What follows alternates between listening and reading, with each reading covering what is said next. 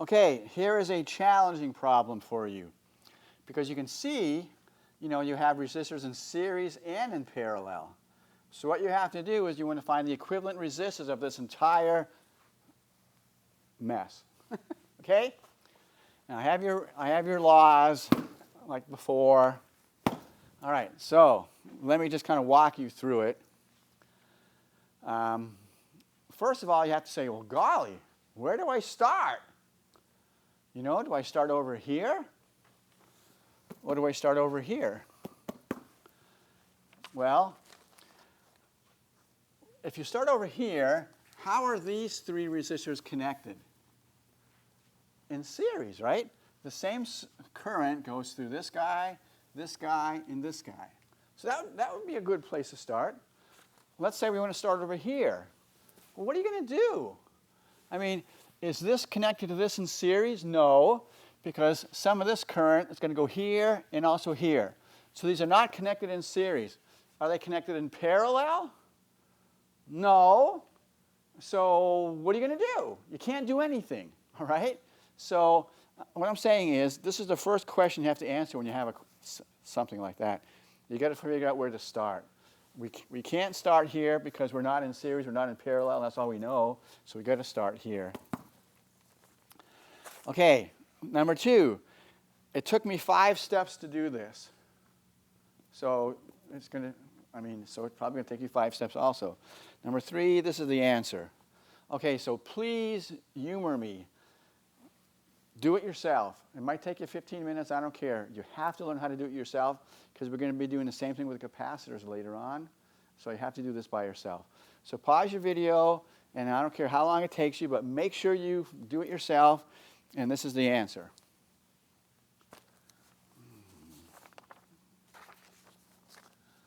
All right, so I'm assuming that you've been a diligent student and done it yourself, but we're going to do it together now.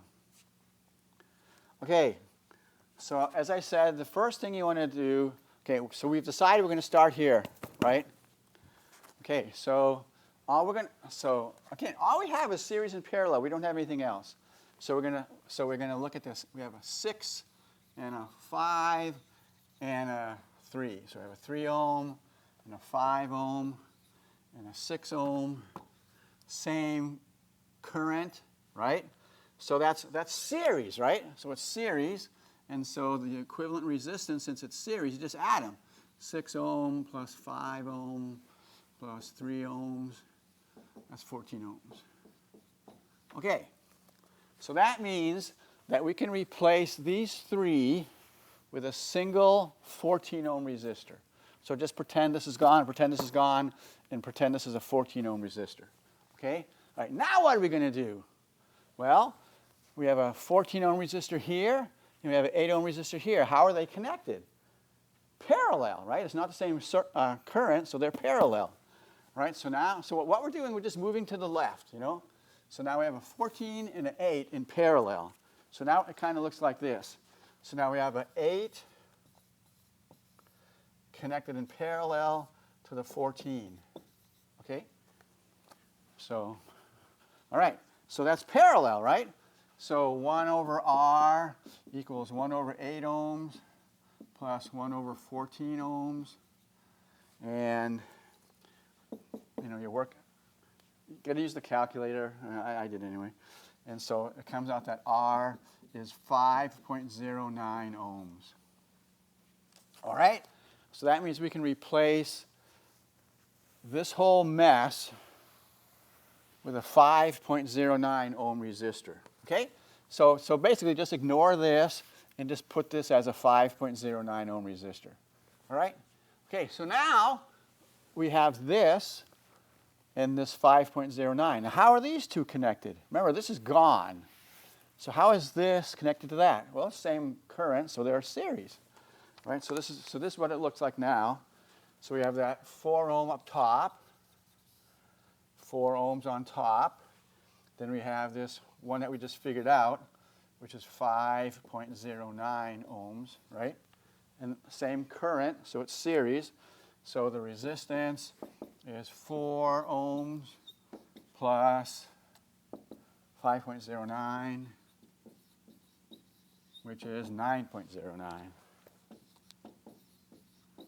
Okay. All right. So now we can replace this whole mess with a 9.09 ohm resistor. So what I would do, I mean, I don't care how you do it, but just put a wire through here, erase all this, and pretend that this is a 9.09. Okay? So, all right. So that's just a wire. So this is 9.09. This is 10. How are these guys? How's that connected to that? And you know, you could have just put a wire here. You could have said that this is 9.09. But I mean, you put it here or here. It's the same thing, right? They don't have the same current, and so these are connected in parallel. So now what it looks like.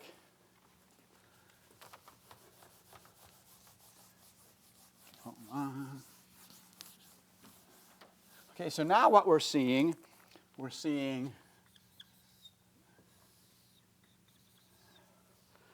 10 ohm and what we just calculated, the 9.09 ohm. Okay? All right, and they're parallel. Okay, so we could use the Crummy rule. So it's 1 over 10 plus 1 over 9.09. I promise you, when you do that, the equivalent resistance comes out to be 4.76 ohms. And remember, when you connect things in parallel, the answer is always less than the individual ones. So we had a 10 and a 9, and see, it's less, right? Because it decreases. Okay, so that means that we can replace this whole mess with a 4.76 ohm resistor, right? So this is gone. This is all gone. All we have now, we have just 2, connect with a 4.76 in the back. So now it's like this. That's all we have left now is this. That's the 2, and we just have our 4.76 ohm. All right. Now, what's true about that? Series, right? So, because it's the same current. So the resistance is just the 2 ohms plus the 4.76 ohms, which is 6.76 ohms. Ta-da! Okay? You better be able to do that in your sleep. No, just kidding, but you better be able to do that. That's just really, really important. Okay.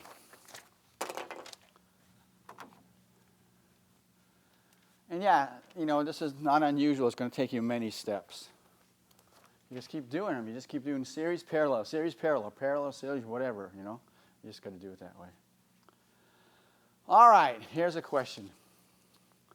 So here these are light bulbs.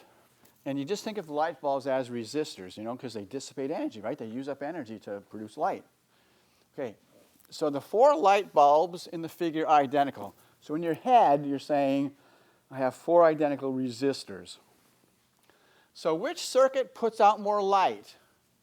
Okay, now, you go to Ace Hardware, you buy a light bulb. You want a bright light bulb, you get a 100 watt. You want a dim light bulb, you get a 10 watt. So brightness is power. Watts, remember watts, power. So whenever the question says, which circuit puts out the more light, in your head you're thinking power, right? That's the important thing, power. Okay, so now what do you have to say? Oh my gosh, what was that equation for power for the resistor that we learned last chapter? Well, there's 3, remember? So power dissipated by a resistor is I delta V, or you can use Ohm's law to say I squared R, or you can use Ohm's law again. You can say delta V squared over R. Now the thing is, you have to choose which of these is the appropriate one to use for this particular problem. All right, so what do we know? Well, we know that the resistors are the same, so we know R. I mean, we don't know the number, but we know it's the same. And we know V, right? We know the voltage. So we don't know anything about the currents, and I don't feel like figuring it out, because why bother, right? So we know R, and we know V. So this is the equation we're going to use. That kind of makes sense. Okay, so now how are these connected? Parallel. How are these connected? Series. So you can find the equivalent resistance here. You can find the equivalent resistance here. Put it in an equation and answer the question. Okay? So pause the video, Figure it out.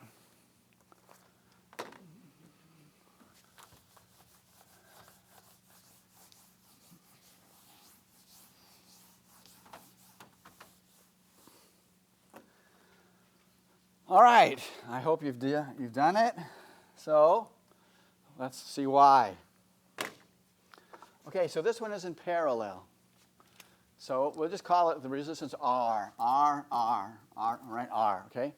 So for the parallel, 1 over the equivalent resistance equals 1 over the first one plus 1 over the second one. And they're not the same, so that's just 2 over R. So therefore, R equivalent is just, you flip it, right? It's just R divided by 2, okay? All right, so that's the first one. The second one, series, so R equivalent. Series is just add them, so R plus R is 2R. Okay?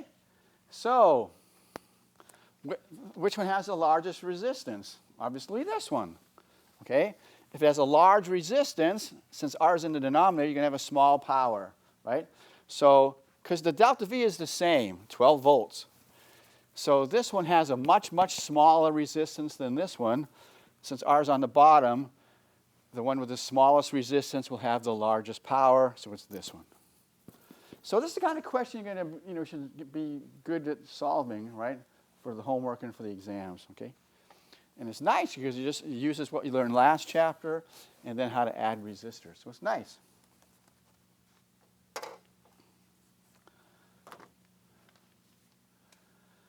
Okay, another question for you. The circuit below consists of 2 identical light bulbs, resistors, okay, burning with equal brightness. Now, all right, okay, that kind of makes sense, right? Because here's the battery. So, all right, so here's the conventional current, I mean, this is open, so this is kind of irrelevant right now, right? If it's open, there's nothing that can go through here because it's not a complete circuit. So you have the conventional current going through this one, going through that one.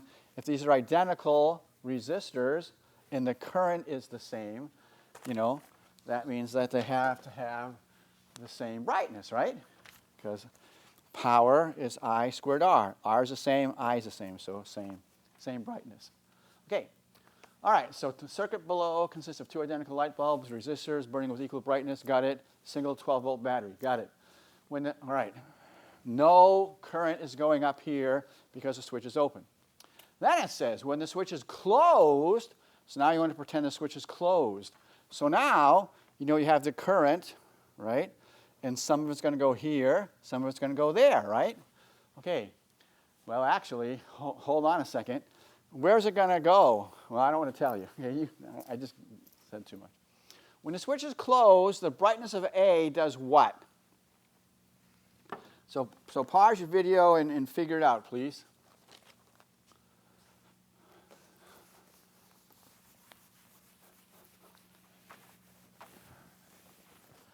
All right, let's get back. So what's the answer? Okay, why? Okay, the current's going here. Then it has a choice. It can go here where there's resistance, or it can go here where there's no resistance. What is it going to do? It's going to go here, right? All of the current's going to go here. Agree?